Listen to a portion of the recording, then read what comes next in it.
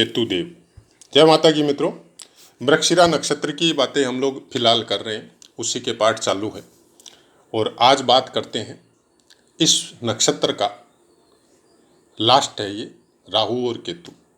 राहु और केतु के विषय में हम लोग चर्चा करेंगे। मृगशिरा नक्षत्र में अगर राहु और केतु का प्लेसमेंट आपकी कुंडली के किसी भी स्थान में हो, किसी सब चरणों में हो, तो यहाँ पे क्या है, राहु और केतु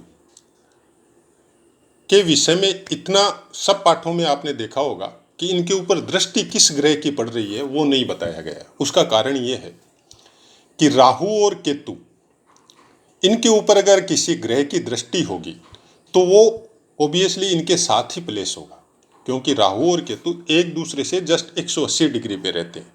अगर पहले स्थान में राहु देव है तो आपके 7वें स्थान में केतु देव होंगे।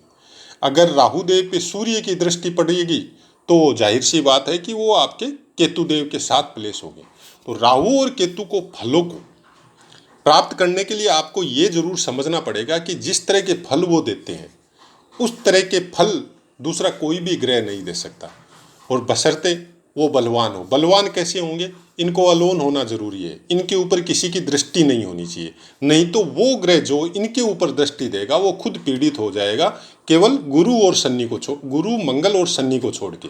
क्योंकि गुरु मंगल और शनि तीन तीन जगह पे दृष्टि देते हैं, तो इनके अपोजिट बैठना उनको जरूरी नहीं है, या इनकी दृष्टि में आना उनको जरूरी नहीं है। तो उनकी एक अलग बात होती है। लेकिन राहु और केतु का अच्छा या बुरा पूर्ण फल तभी मिलता है कुंडली में जब इनके ऊपर किसी की दृष्टि नहीं हो और ये पूर्ण बलवान हो, अलोन बैठे हो, कोई भी इनके साथ नहीं बैठा हो। तो अगर पहले स्थान में मतलब प्रथम चरण में अगर राहु देव अगर मृगशिरा नक्षत्र में है तो बहुत ही शुभ फल प्राप्त होते हैं। जातक वैभव संपन्न होता है, समाज में बहुत नाम होता है, और मतलब जितने भी अच्छे फल जो मिलने चाहिए राहु देव की वजह से वो सब अच्छे फल मिलते हैं यहाँ पे मृगशिरा नक्षत्र में राहु देव होने से।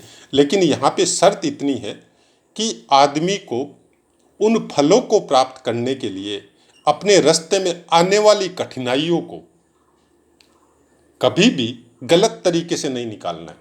वेट करना है, समय का वेट करना है, नेचुरलिटी का वेट करना है। वो कठिनाइयाँ अपने आप निकलेगी, लेकिन आपको गलत रास्ते नहीं अपनाने। अगर आप गलत रास्ते अपनाते हैं तो फिर राहु देव आपको उसी रास्ते में आगे बढ़ा देंगे। तो राहु और केतु जिसकी भी कुंडली में जहाँ भी प्लेस हो, अगर उसकी दशा महादशा चल रही है, उसकी कोई अंतर या प्रत्यंतर दशा चल रही है, तो आप अपनी लाइफ वर्तमान में आपको उसी तरह जीनी है कि किसी का बुरा नहीं करना है, किसी का कोई गलत काम नहीं करना है, किसी के साथ चीटिंग नहीं करनी है। ये सब चीज़ों को अगर सब ग्रहों के ऊपर भी अगर ध्यान दिया जाए तो हम लोग अपने जीवन को बहुत अच्छे से फलों की प्राप्ति ग्रहों के द्वारा प्राप्त कर सकते हैं। अगर दूसरे चरण में पहले चरण में और तीसरे चरण में राहु देव का फल बहुत अच्छा रहता है मृगशिरा नक्षत्र में, और चतुर्थ चरण में सबसे अच्छा होता है। मतलब चतुर्थ चरण में अगर राहु देव हो तो जातक विद्वान, सत्ता पक्ष से सम्मानित, अच्छी पत्नी, अच्छे बच्चों के कारण पारिवारिक जीवन बहुत सुखी होता है। मतलब सब फलों की प्राप्ति यहाँ पे पहले और चतुर्थ चरण में सबसे ज़्यादा होती है, और दूसरे और तीसरे चरण में कम होती है। अच्छे फलों की प्राप्ति में सबसे ज़्यादा अच्छा होता है इनका अगर चतुर्थ चरण में राहु हो। तो चतुर्थ चरण में अगर राहु होगा तो मृगशिरा नक्षत्र के वो मतलब 3.20 डिग्री करके 10 डिग्री के बाद में जब जाएगा तो वो चतुर्थ चरण में आएगा। तो चतुर्थ चरण मतलब आपकी मिथुन राशि में चला जाएगा। तो मिथुन राशि वैसे भी राहु देव के लिए योग कारक होती है, और काल पुरुष की कुंडली के अनुसार वो तीसरे स्थान में प्लेस होगी। तो यहाँ पे फिर राहु देव का फल आपको बहुत अच्छा मिलेगा। केतु देव का फल अगर आप ये देखें मृगशिरा नक्षत्र में होके तो कोई विशेष अच्छा यहाँ पे नहीं बताया गया है।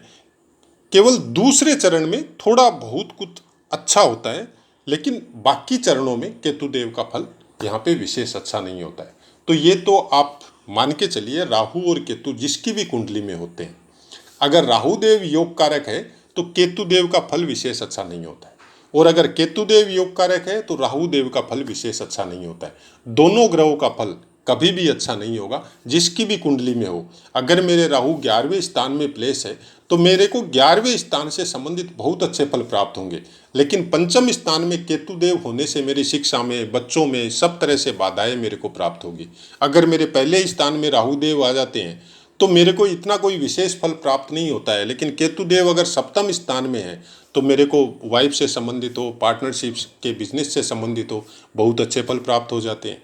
तो वैसा ही कुछ आपको समझना पड़ेगा, जिस भी भाव में जैसे भी बैठे हो राहु और केतु, तो एक ग्रह अगर अच्छा फल देगा तो दूसरा ग्रह उस फलों में कमी करेगा, क्योंकि उसकी दृष्टि डायरेक्ट उसके ऊपर जाएगी और वो उसके अपोजिट बैठा होगा। तो उस भावों में जहाँ वो बैठा है वहाँ पे वो फलों की कमी में या फलों को प्राप्त करवाने में कुछ न कुछ तकलीफ आपको देगा ही देगा। सबके सब ग्रह किसी भी कुंडली में अच्छे नहीं होते, सबके सब ग्रह कभी भी किसी की कुंडली में खराब भी नहीं होते हैं। सब अच्छे होते हैं, सब खराब होते हैं। आप अपनी दिनचर्या को कैसे व्यवस्थित करते हैं, वर्तमान में आप किस तरह के कर्म या किस तरह के काम कर रहे हैं, उसके ऊपर बहुत कुछ डिपेंड होता है।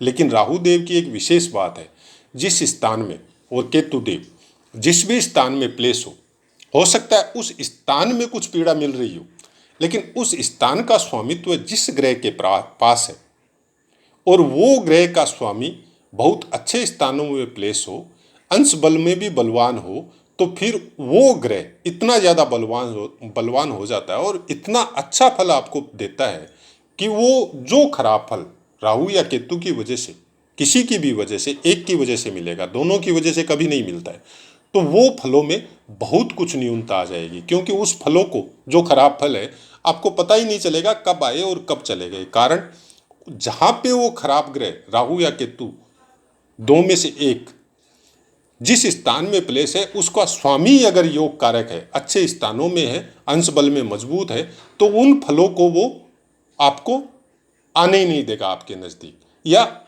प्रारब्ध के हिसाब से छोटा मोटा कोई काम होगा और वो आपको पता ही नहीं चलेगा और आप उस तकलीफ से या उस दिक्कत से आप निकल के आगे चले जाएंगे। राहु और केतु के विषय में सोशल मीडिया हो, पुस्तक हो, वर्तमान की जो पुस्तकें आ रही, पुरानी पुस्तकों की बातें नहीं कर रहा हूँ मैं, बहुत कुछ सुनने को, पढ़ने को आपको मिलता है। लेकिन क्या वैसा ही है? क्या उसी तरह से हम लोग उसको समझ सकें? हालांकि 1-2 पार्ट या 4-5 पार्ट शुरू में कारकत्व के भी पार्ट हमारे दिए हुए हैं, उसके बाद में भी जब गोचर वगैरह की कभी बात करते हैं तो उसके विषय में बहुत कुछ बोलते भी हैं। ज़्यादा कोई विशेष पार्ट डिटेल में अभी तक राहु और केतु का हमने नहीं दिया है। कोशिश करेंगे आने वाले समय में इसके विषय में कुछ डिटेल पार्ट देने की, क्योंकि सबसे बड़ी बात है, सोशल मीडिया की अपनी एक सीमा होती है। उसी सीमा के अंदर, टाइम के अंदर उस पार्ट को देना जरूरी है। लंबा पार्ट हो जाएगा, बहुत बड़ा पार्ट हो जाएगा, तो फिर सुनने की जहमत भी कोई नहीं उठाएगा और इतना समय किसी के पास नहीं है। हालांकि हमारा अपना एक व्यू अलग होता है। अगर कोई भी आदमी किसी भी सब्जेक्ट पे अगर अच्छा बोल रहा है, ट्रू बोल रहा है, सत्य बोल रहा है, तो चाहे वो 2 घंटा का ही वीडियो है, हम जरूर सुनते हैं और देखते भी। उससे क्या होता है, एक तो आपका जो समय है वो गलत चीज़ों में किल नहीं होता है, पहली बात। दूसरी बात, आपके ज्ञान में कुछ न कुछ पॉजिटिविटी आती है। हम लोग अगर नेगेटिव विचारों को ज़्यादा सुनेंगे, जैसे शनि देव ये फल देंगे, दुख के कारक है, विच्छेद के कारक है, ये मंदगामी है, आपके साथ ये करेंगे, आपके साथ वो करेंगे, तो वो अगर वो वीडियो को नहीं सुनते आप, तो शायद आपके साथ वो नहीं होता। लेकिन आपने सुन लिया, नेगेटिव सुन लिया, तो आपकी थॉट ऑटोमेटिक नेगेटिव हो जाती है। ग्रह का जो भी गोचर में परिवर्तन होता है, उसका बहुत कुछ इंसानों के ऊपर उसका असर होता है, और जिस समय उसका असर होता है और आपके विचार अगर नेगेटिव है तो उन असर को वो और ज़्यादा बढ़ा देता है, और अगर विचार पॉजिटिव है तो उनको भी बहुत ज़्यादा बढ़ा देता है। तो नेचुरलिटी का जो नियम है वही ग्रह का नियम है। आपको हमेशा यही ध्यान रखना पड़ेगा कि आपकी अपनी विल पावर और आपके अपनी थिंकिंग पावर कभी भी नेगेटिव नहीं होनी चाहिए, माइनस कभी नहीं सोचना चाहिए। जो भी होता है अच्छा होता है, और अच्छे के अलावा कुछ नहीं होता है। आपके अपने विचार अलग हो सकते हैं किसी परिस्थिति को देखने में, और हमारे विचार अलग हो सकते हैं। उन विचारों में जो आपको अच्छा लगता है कि जो आपको भविष्य में काम आएगा, जो आपके कामों में सहायक होगा, जो आपकी उन्नति में सहायक होगा, वैसे विचारों को अपनाएं। इसी आशा के साथ अपनी वाणी को विराम देते हुए आप सबसे आज्ञा लेते हैं। जय माता की।